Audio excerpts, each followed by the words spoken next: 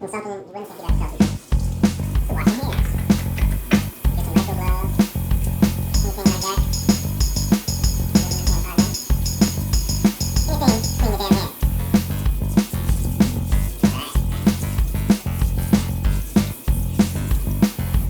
Okay, clean hands, gloves, always good. I used to decarb on this all the time. A flat silicone mat, easy to get wax off of, good to use if you have it. I just find that you put your wax on here and it goes out, you get an inconsistent decarb because the outside's skinnier, decarbs faster, the inside's still decarbing. If you don't go over a certain temp, it shouldn't be a big deal. But I like to use these now, small silicone cups. That way, when it melts, you have an even amount there and it decarbs evenly for you. Okay? Here's one I still have in here, so you can see. Pop it right out, just like that. It's been sitting there for a while. I can use that already, okay? I'm gonna fill these 5 up. What I'm using today is just a variety of different crumble. I'll show you some Culotta, we're using that, some Georgia Pie. Open it up, I'll show you. Some white crumble, very clean. I got a clean silicone pick to use this. I'm gonna put it in here. Self-explanatory. There's 1 gram in each. For the recipe I'm doing, I'll be putting 2 grams in each. Okay, and we'll just get this going. That's the Georgia.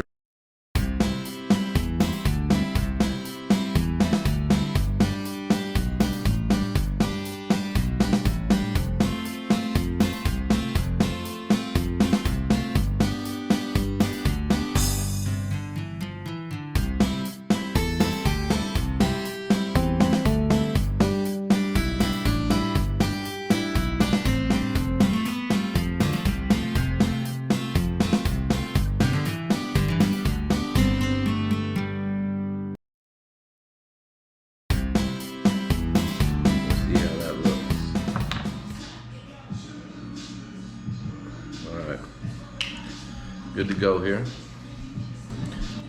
There you go. Ready to go. I'm gonna show you how I do my oven setup. It's different. I do a few things different. You've already seen. I do the silicone setup. All right. Now let me show you what I do in the oven. I got the oven. It says 215. I set it at 240. This is a conventional oven. And you'll see in here, I have a silicone sheet down with 2 thermometers. There's a few reasons for that. A, I don't want to use a metal pan because I'm worried that it'll get too hot and transfer heat to the bottom of my silicone, therefore kind of making a different type of heating element I kind of want an even element all the way across.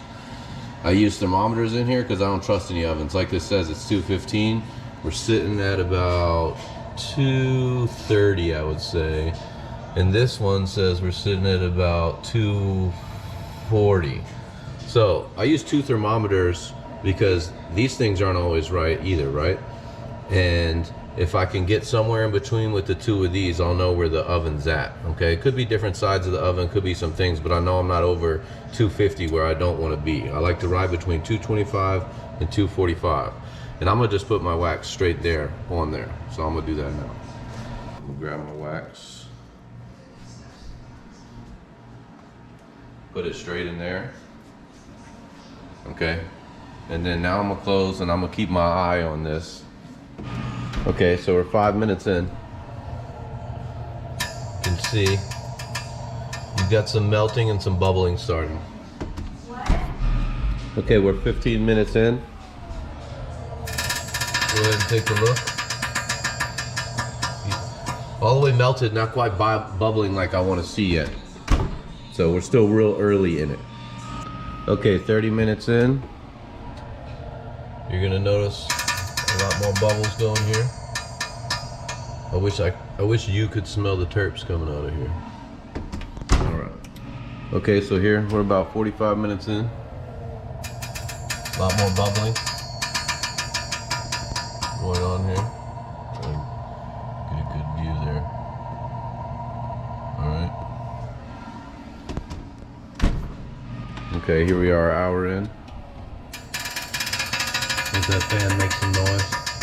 So you can see, we've got a lot of big bubbles in a couple of these. Some of them are settling down. I'll be trying to watch some of these small bubbles just get down to about that. All right, here we go. About an hour 10 in. And these ones in the front still have a few small bubbles, pretty close to done. I'm gonna let them ride a little bit longer, but you can see the difference. This one still has a lot of work and a lot of bubbles to unactivate or deactivate. All right.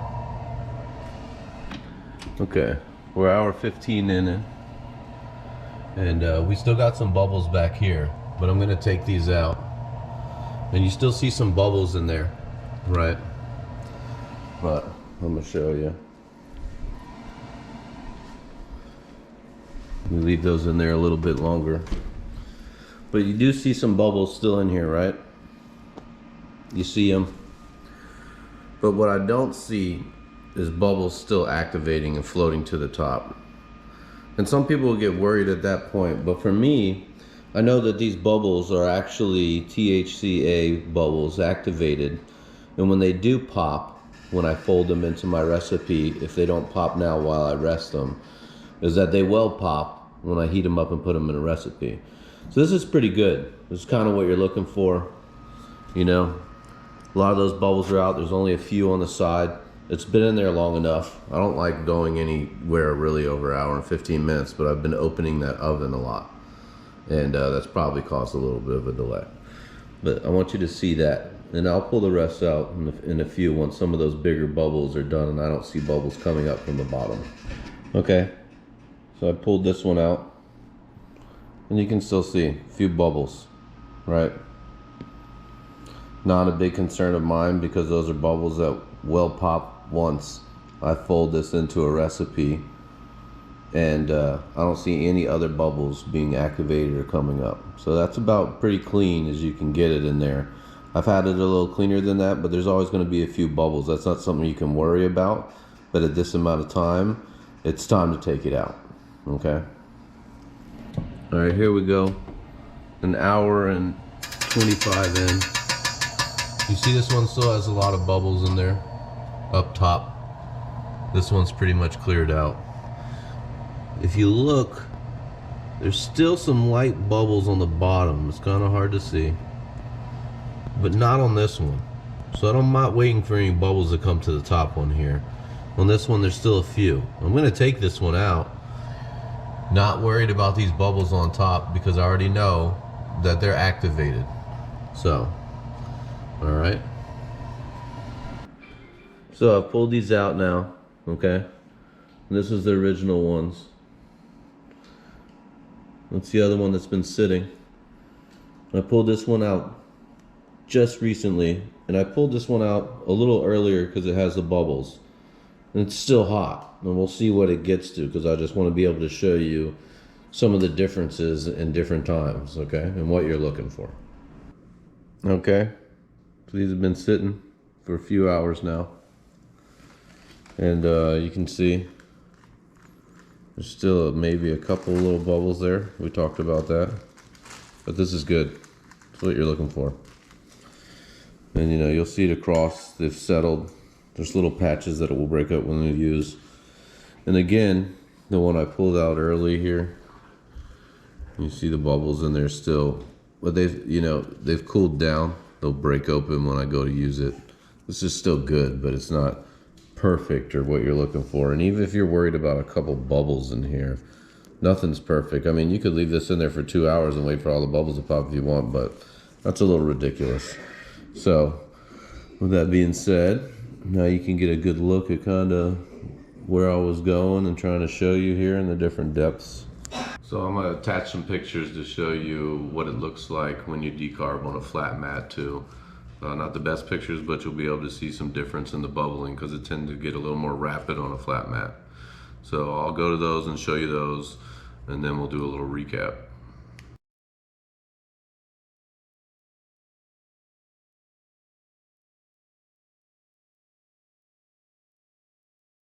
Okay, so we've gone through my process. Let's do a little recap, just so you know. We went over what to decarb on pretty much. I told you I use a lot of silicone mats, whatever you want to use in there, in the oven, because I don't like using a metal pan. I don't like the heat of a metal pan being on the bottom of my silicone. So, and I showed you some of the flat mats I've used in the past. You can tell I've used this one a lot. And then what I use more nowadays, these cups kind of for more of an even decarb, okay? So, and then there's old school ways too. Before that, I'd use parchment paper, fold up the corners, and make sure I had a flat metal pan, because when you're using parchment paper, it can run, so you wanna make sure you're using a flat surface. But you could, if you don't have silicone, you could use parchment paper. You could fold up the corners, put your wax in the middle, and then put it in, follow the same process, but you'll be using kind of a flat mat method, okay?